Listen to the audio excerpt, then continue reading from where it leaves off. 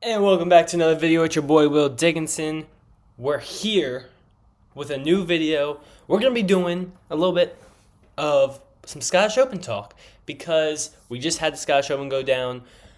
I just finished watching 2024 Euro Championship where Spain took down England, and we're also going to be talking about, not really be talking much about that game. I'm not a big football guy, soccer guy, whatever you want to call it. And then Wimbledon, Alcaraz. Now we're actually going to talk about a lot about that.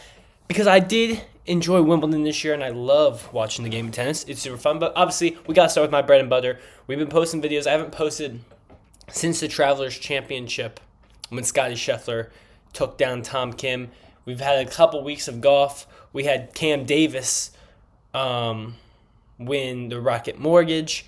Last week, we saw Davis Thompson win the John Deere. This week, we see Robert MacIntyre get his second PGA Tour victory this year in his homeland of Scotland. What a scene. We got to talk about it.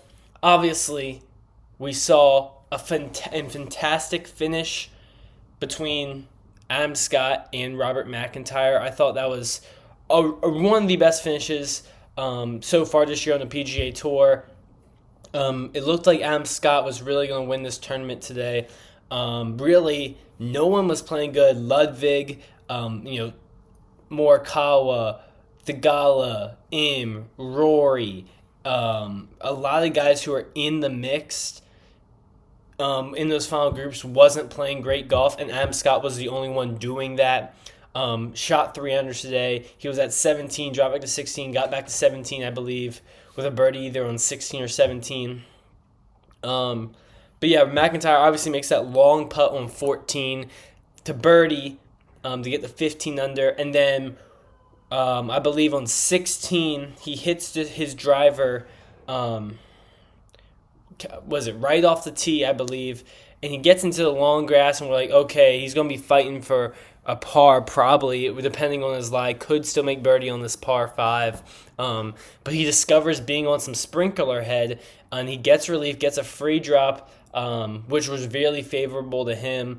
And we saw him hit a 7-9 from about 240. It's one of the greatest shots I've seen. Hits that 7-9 from 240 perfectly onto the green to about 5 feet and makes the putt for eagle. That got him to tie the lead. M. Scott missed about a 10-footer there on 18 to make the putt. MacIntyre has a great 2-putt, makes about a 5-foot par on the par 3 17. Then we go to 18, hits a drive in a similar spot of Adam Scott, leaves himself about 20 feet, and it drips in. It was very reminiscent of when Nick Taylor won the Canadian Open. I'm pretty sure Immelman said that on the broadcast. And look, it's a hometown guy winning in his country. Robert MacIntyre, I mean, what a story. Won the RBC Canadian Open this year. I don't think he had a PGA Tour win before that. And now he has 2 wins this season. His first one was with his dad on the bag this year. This one, obviously, with his regular caddy. It was great to see him get a win. Obviously, he talked a lot about his mindset and trying to stay positive out there on the golf course, which is something I struggle a lot to do. Just because golf is such a mental game, you're by yourself a lot of the time, and you have a lot of thinking in between every shot. Robert MacIntyre, what a finish, man. His second win on the PGA Tour. It's really impressive. Obviously, he was on the Ryder Cup team last year, but he'll be smitten on that team in 2025 at Bethpage Black. Obviously, shout out to Keegan Bradley, who got that call to be the captain. Very excited for Keegan there. If it wasn't Tiger, I'm glad. That's on my laptop. Is that on my laptop? I'm actually so stupid. Okay, anyways. Shout out to Keegan. Happy for him. But yeah, shout out to Robert MacIntyre. He's going to have some buzz going in the next week at Royal Troon. Video coming Wednesday for the Royal Troon preview. I love the Open Championship. Besides the Masters, it is my favorite. I love waking up early, watching golf. On Sundays, finish early. You can go play golf after you talk about it. I love the Open Championship. I love the link-style courses. I love when it's colder weather and they're wearing the pullovers or wearing the little beanies. I love it. But yeah, we got to talk about some other things, obviously, with the Scottish Open besides Robbie Mack getting his second win on the PGA Tour. Obviously, this is not an elevated event, but it pretty much is. Pretty much all the best players in the world play on this, besides obviously the live guys. And then Scotty, I believe, didn't play. Maybe like Cantley. Maybe Cantley did play. I just never seen his name on the leaderboard. Some root beer, sorry. But yeah, I mean, this is still one of the biggest events. It's the week prepped up to the Open Championship. You get to play a link-style course. And it's not elevated, so you don't have to play, but obviously a lot of players do, and that's for a reason, because it's a really good test and gets you prepped for the Open. We saw Rory McIlroy's first tournament back since the devastating loss to the U.S. Open. A good week for Rory, a T4. Just didn't play the weekend how he wanted to.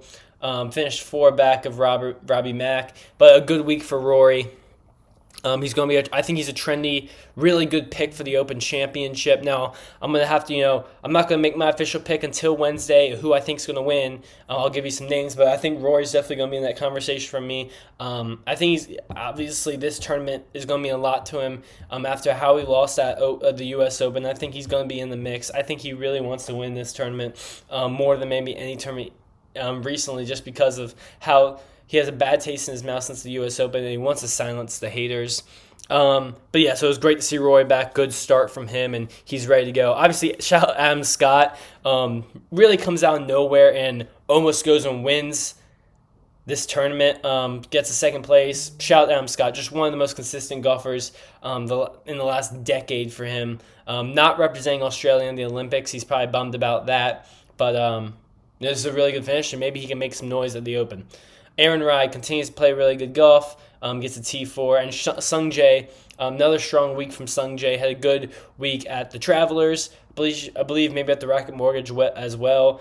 He plays a lot of golf. He's been playing very good. Not in my top 25. We're going to talk about that. But trending towards that top 25 for sure. Thigala, good week. Colin Morikawa does his thing, got a T4 as well. Shout out to Colin, man. I want to see Colin win a tournament this year, and maybe it's the Open Championship. I wouldn't mind it. He's played too good golf this year to not have a win on the tour this year or a major. He's been so consistent. Ludwig just didn't close. Shot 3 over today. Was pretty much the worst round of any guy that finished in the top 20. Just didn't have his stuff. I think they were talking about him getting a little bit annoyed with the pace of play. And he's a very quick player, and sometimes when you play that quick, you kind of just lose yourself when you have to overthink a lot.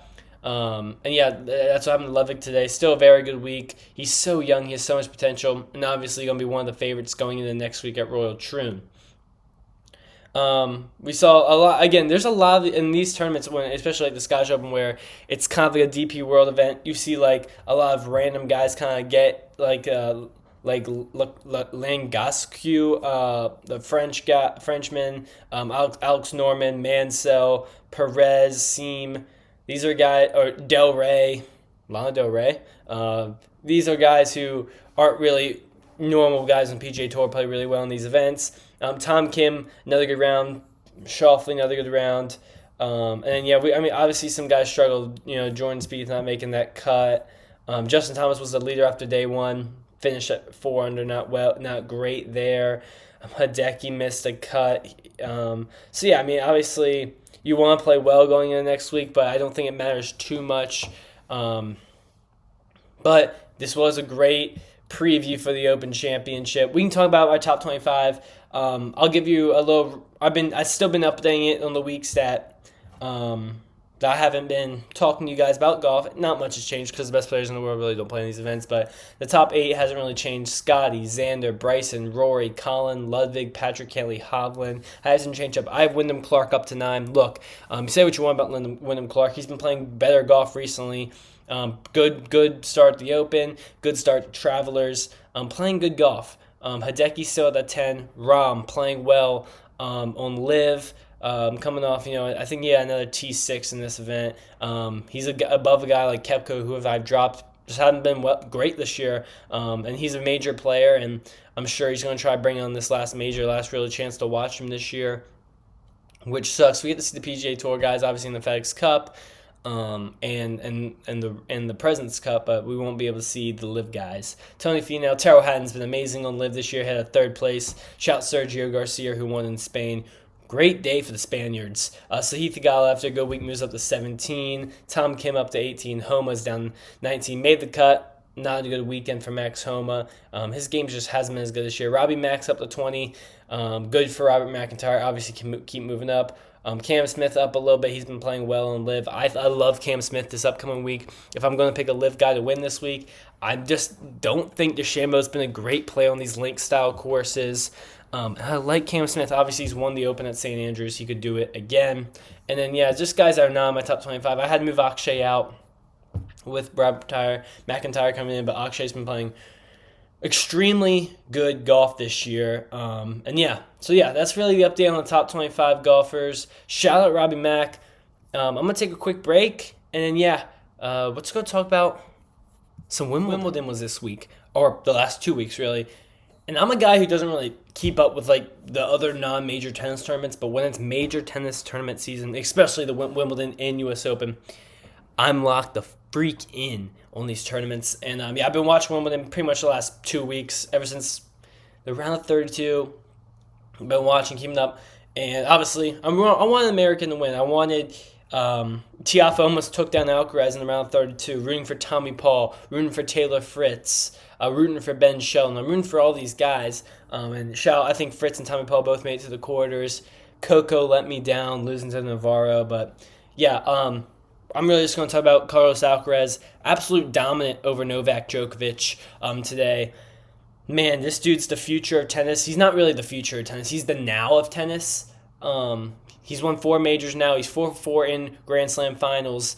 And he's done it now on hard at the U.S. Open, on clay this year at the French, and now back-to-back years on grass at Wimbledon. It's really impressive to see Carlos be able to do it on all 4 courts at such a young age. He's 16 years younger than what Novak was during this match today.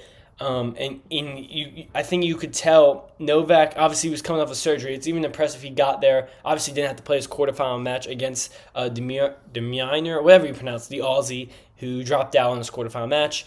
But Novak still making it to a Grand Slam final. Gotta be happy. I don't think he's too mad. He has 24 Grand Slam titles. So I just love Wimbledon. I love watching them play on the grass. Obviously, it's a dream of mine to go to Wimbledon. It's kind of like the Masters of tennis.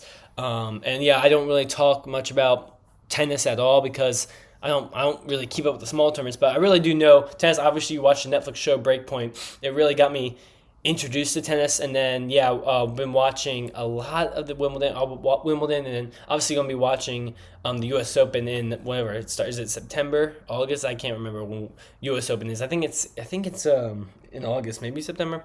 I don't know. I know it's at the end of summer or maybe in the early fall. But I don't know if Carlos is now number 1. He should be.